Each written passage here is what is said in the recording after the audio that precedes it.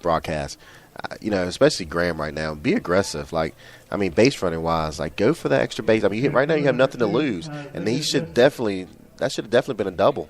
Come out of the box, get around. That's definitely been a double. Yeah, he pulled up right after he hit the bag. I don't know if he lost his balance or what, but it's a leadoff single nonetheless for Graham, and Spencer's on at first.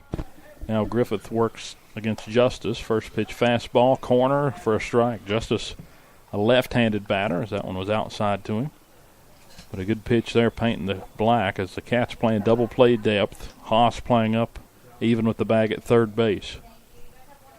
Wide lead at first by Spencer. The throw pitch is high, and it's 1-1.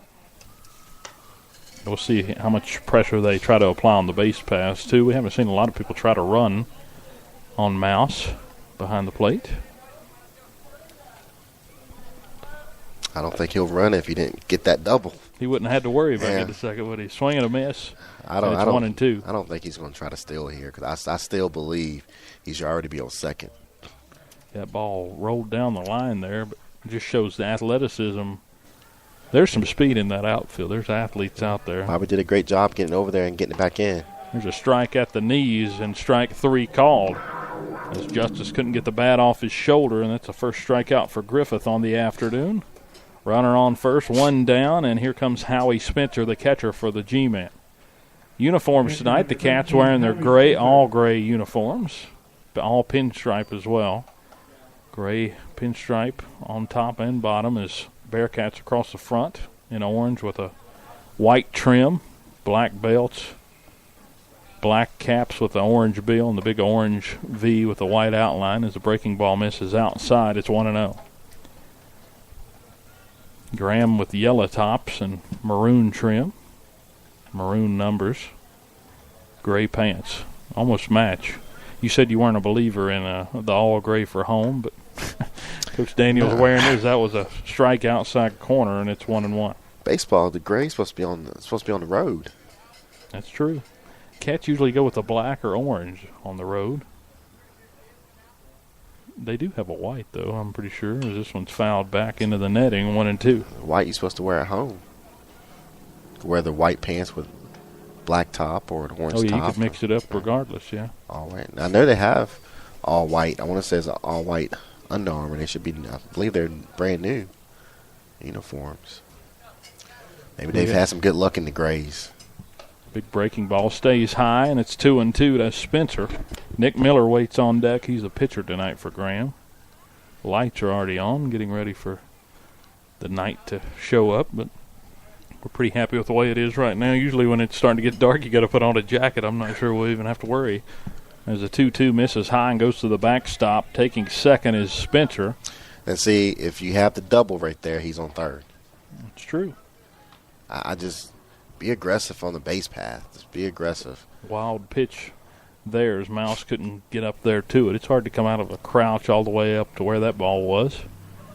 Runner at second, 1 down, 3-2 misses up and away, ball 4. Runners first and second. You said pressure needed to be applied early, and it appears that's what we're going to get here in the first inning is and see right now, single, strikeout, and walk. Possibly have runners on first and third with 1 out. I just, right now, being the team, there's no pressure on you. Be aggressive. Now the number 4 hitter, Nick Miller, will come to the plate. He's had a heck of a time the last couple of games. He's had 5 hits in the last 2 games. 5 RBIs 2 nights ago. This one's ripped towards left field, going over is Dixon, and actually called off by Lathrop. Lathrop throws it in, and they won't run on him as it gets it into third base. 2 down. That'll go as an F8 in the scorebook. Runners will have to hold at first and second. Looked like Dixon was going to get there, but Jamie came over and took care of it. Now, possibly right there, you could tag up and try to score, see, and possibly score. Another 90 feet would have been the difference there. And still scoreless. Could be 1-0. I just believe, you need to be aggressive if you're Graham. Now it's up to Cole Klein, the third baseman, for the G-men. As runners first and second. Davidson working the runner at second as a pitch on the way. A fastball high, and he couldn't catch it. It's 0-1 as he waved and missed. John Oster, the first baseman's on deck. Colton Wimmer is in the hole for the G-man. Pitch on the way, a breaking ball, a called strike, 0-2.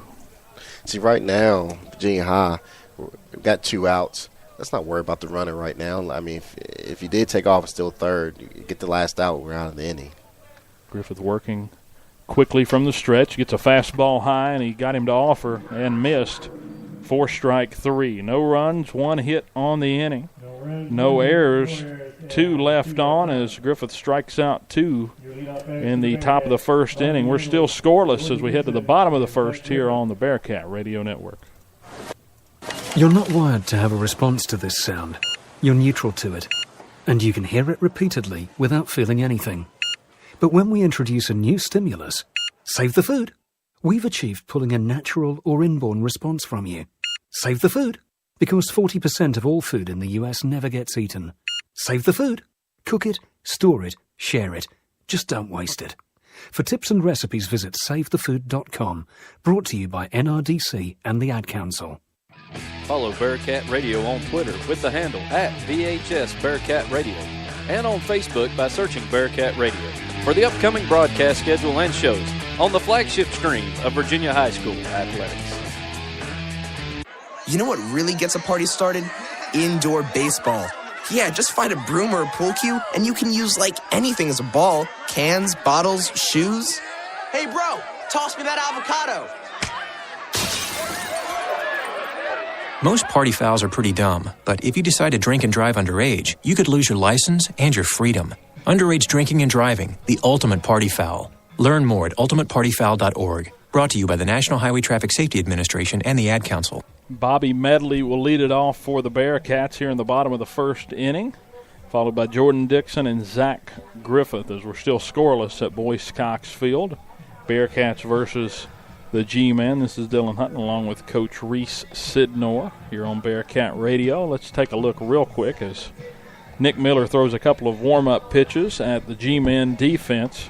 Jackson Spencer in left, Isaiah Justice in center, Jalen Wheeler in right, and then on the infield going around the horn from third, it's Klein, then at short, Wimmer, Mounts at second, and Oster at first. Behind the plate is Howie Spencer for the G-Men, so that's your starting defense for Graham. As we are still scoreless, we'll see what the Cats can do here. As quick run through of their lineup real quick, as they're 6-6 on the year. They'll send Medley, Dixon, Griffith, then Lewis in the 4 spot, Tyler Anderson batting 5th, Nolan Haas 6th, Jared Mouse at catcher, then Michael Bradley and Jamie Lathrop. So that's a refresh there on the lineup as Coach Lee gets over there in the first base coaching box, getting ready, shaking hands with the umpire, getting ready for the Cats to take their turn offensively for the first time. Medley steps in, and the delivery on the way from Miller. That one missed outside, and it's 1-0. Bobby had a single yesterday in the 8-1 loss against Tennessee High, and there's a fastball in on the hands, a late strike call, and it's 1-1. Thought that was inside, but not a lot you could do with that one anyway. As Bobby stands back in. This one a breaking ball. Started right down the middle and broke off at the end, but a called strike, 1-2. That was a good pitch there by Miller. Thought that was a bit outside, but I can take that as a strike. Yeah, it went across, I believe. As here's a 1-2, low in the dirt, ball 2. If you're just tuning in, it's scoreless from Boyce Cox Field. We got underway at 7:10 p.m. here on May 1st. As breaking ball hangs out over the plate. Medley whacks it into right field. Wheeler going back, makes the grab and straightaway right for out number 1 of the inning. Just missed it, felt like, as kind of just lofted up in the air out towards right center. If he'd have hit on top of it a little more, it would have been a line drive in the gap. Would at least been a double. Now Jordan Dixon will step in. Threw 90-some pitches yesterday. I think 97, 98 pitches yesterday against Tennessee High. I asked him if it would make him sore, as that one goes behind his head. That pitch does, and it's 1-0. Said his shoulder was a little sore after 90-some, but he could survive out in left field.